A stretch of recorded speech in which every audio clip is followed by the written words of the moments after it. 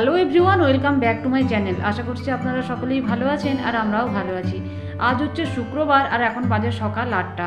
আর আমাদের বাউন্ডারিটার কি অবস্থা দেখো, কদিন আগে একটু ঝড় হয়েছিল আর সেই ঝড়ে আমাদের 40 বছরের পুরনো যে পাঁচিলটা ছিল সেটা একদম ওলট পালট হয়ে গেছে, পুরো পাঁচিলটাই পড়ে গেছে।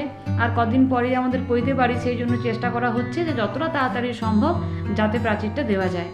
আর এটা হচ্ছে আমাদের রাস্তার দিকে, এখানে প্যান্ডেল হবে, তো সেই জন্য এখানটাও পরিষ্কার করে নেওয়া হচ্ছে। এখন বাজে সকাল 11টা, রান্নাবান্না আমার সব হয়ে গেছে। আর আজকে রাত্রে মটরশুঁটির কচুরি বানাবো। তো মটরশুঁটির কচুরির মটরশুঁটিটা ছাড়াতে অনেকক্ষণ সময় লেগে যায়, সেই জন্য মেয়েকে বললাম যে মটরশুঁটিগুলো ছাড়িয়ে রাখতে। সেই দিকে ছেলে বললো আমিও ছাড়াবো। এবার ভাই বোন দুজনে মিলে ঝগড়া, তাই বললাম যে দুজনে হাফ হাফ করে ভাগ করে নেয়, তারপর দুজনে ছাড়া। সেই মতো দুজনে ভাগ করে নিল হাফ হাফ করে, তারপর দুজনে ছাড়িয়ে নিল।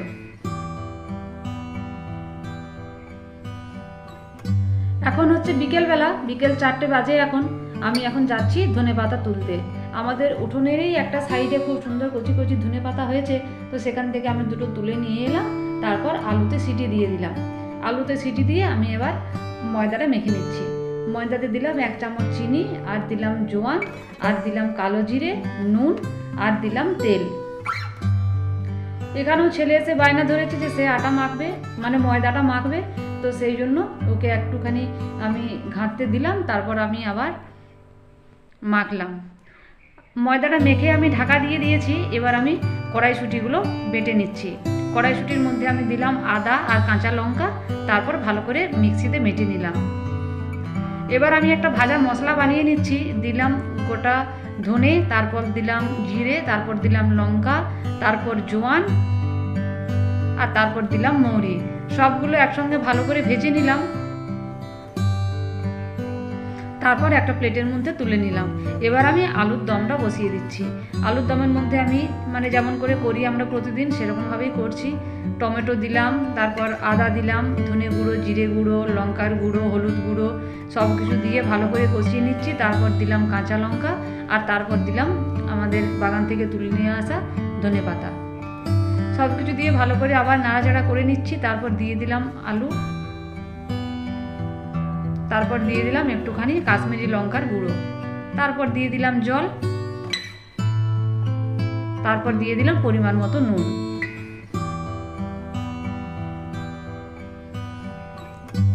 তারপর একটুখানি ফুটতে দিলাম।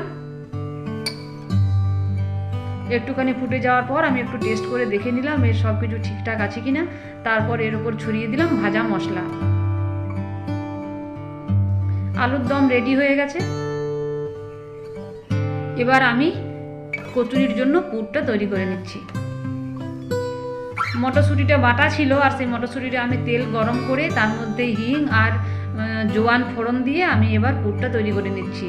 পুরটা আমি অনেকক্ষণ নাড়াচাড়া করে একদম শুকনো শুকনো করে তৈরি করে নিয়েছি। একদম শুকনো করে পুরটা তৈরি করলে কড়াইশুঁটির কচুরিটা বেলার সময় বেরিয়ে যায় না। এবার আমি এর মধ্যে ভাজা মশলাটা ছড়িয়ে দিলাম। ময়দাটা মেখে আমি 1 ঘন্টার মতো ঢাকা দিয়ে রেখেছিলাম। ততক্ষণে আমি আলুর দম বানালাম, তারপর কড়াইশুঁটির পুরটা বানালাম। এবার 1 ঘন্টা পর আমি লুইগুলোর মধ্যে পুর ভরে দিচ্ছি। যেমন করে আমরা দুধ পিঠে বা পিঠে পুলি বানাই, সেরকম করে আমি মাঝখানটা প্রথমে গর্ত করে দিলাম। তারপর এর মাঝখানের গর্তটাতে ভর্তি করে কড়াইশুঁটির পুরটা দিয়ে দিলাম। এবার এর ধারে ধারে আঙুলে করে একটু আমি জল ঘুরিয়ে দেব। তারপর এরকম করে ভালো করে মুড়ে দেব মুখটা। একটুখানি জল ঘুরিয়ে দিলে কি হয়, আটাটা বেশ সুন্দর, কড়াইশুঁটির লুইটার মুখটা বেশ সুন্দর চিট খেয়ে যায়, ওই জন্য বেলার সময় বেরিয়ে যায় না। বেশ সুন্দর করে মুখটা আমি মুড়ে দিলাম। এবার এটা একটুখানি ঘুরিয়ে দেব। এইভাবে একটা একটা করে সমস্ত কচুরির লুইয়ের মধ্যে আমি পুর ভরে রেডি করে নিলাম। সব কচুরির লুইগুলোতে পুর ভরা হয়ে যাওয়ার পর একটুখানি পুর বেঁচে গেছে, আর সেটা এই যে 2 ভাই বোনে ভাগ করে খাচ্ছে। প্রথমে মেয়ে খানিকটা খেয়ে নিল,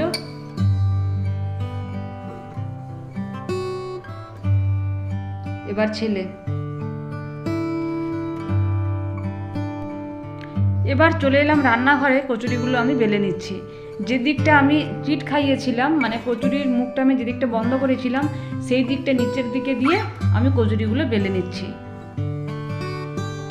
একটা একটা করে সব কচুরিগুলো আমি বেলে নেব, তবে সবগুলো এখন করব না, ওর বাবা যখন আসবে তখন বাকিগুলো করব, আর এখন ছেলে মেয়ে আর বাবারগুলো করে নেব। যে কটা কচুরি বেলেছি প্রত্যেকটা কচুরিই কিন্তু একদম সুন্দরভাবে বেলা গেছে, একটা কচুরি থেকেও কিন্তু বিন্দুমাত্র পুর বেরোয়নি, একদম পরিষ্কার পরিচ্ছন্নভাবে কিন্তু প্রত্যেকটা কচুরি বেলা গেছে। কচুরি বেলতে গেলে অনেক সময় পুরটা বেরিয়ে যায়, তবে কচুরির পুরটা যদি একদম শুকনো করে করা হয় তাহলে কিন্তু পুরটা বেরোয় না। এবার কড়াই তেল গরম হয়ে গেছে, এবার আমি কচুরিগুলো ছেড়ে দিচ্ছি। কচুরিগুলো আমি একটা একটা করে ভাজবো, যেহেতু এর পরিমাণটা মানে আকারটা অনেকটা বড় হয়ে গেছে, আর যেহেতু এটা মোটা সেই জন্য ফুলতে একটুখানি দেরি হচ্ছে। লুচি হলে তাড়াতাড়ি ফুলে যায়, কিন্তু কচুরি একটুখানি ফুলতে দেরি হয়। আর কচুরি হোক বা লুচি হোক, আমি একটু ডিপ ফ্রাই খেতে ভালোবাসি, আমরা সবাই, শুধু আমি নয়, তো সেই জন্য আমি একটুখানি ডিপ ফ্রাই করে ভেজে নিচ্ছি। খুব সুন্দরভাবে কিন্তু ভাজা যাচ্ছে, মানে একটুখানিও ভাজবার সময় পুর বেরিয়ে যাচ্ছে না। এটা হওয়ার পর আমি আরও একটা দিয়ে দিলাম, দেখি এটা আবার কেমন হয়। এটাও কিন্তু খুব সুন্দরভাবে ভাজা যাচ্ছে, একটুখানি কিন্তু পুর বেরোয়নি। কচুরিগুলো ভালো করে আমি উল্টে পাল্টে অনেকক্ষণ ধরে ভেজে নিচ্ছি।